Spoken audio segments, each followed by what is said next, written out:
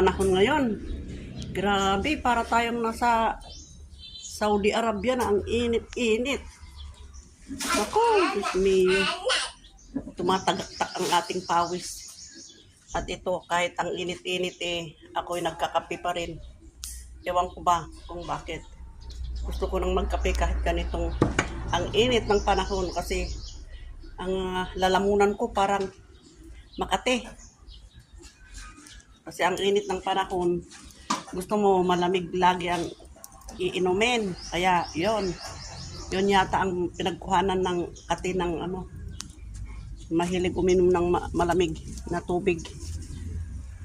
Kaya ayan, kahit ganitong init ng panahon magkape tayo para maalis ang kati ng lalamunan.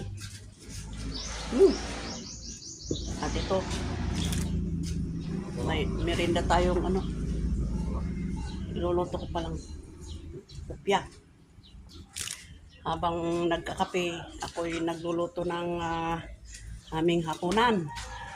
Ito ang aming hapunan na naman ay huwag tayong magsawa sa ganitong gulay kasi ito'y kinuha natin sa harap ng bahay. Ayan. Yan na naman, bunga ng marunggay na masustansya sa katawan. Kaya huwag tayong magsawa niyan. At ito ang ating isagpaw. Ito ang ating ilagay. Yan.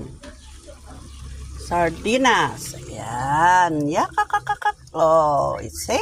Sarap yan. Yan ang ating ulam ngayon. Lagyan natin ng pampalasa, pampaaroma para masarap.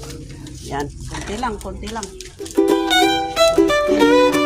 At saka konting asin.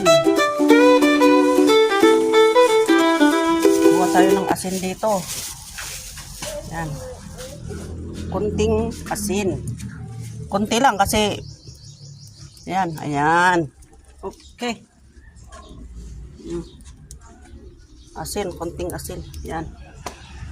Tapos ikiwar natin. Ikiwar. Yan. Oh.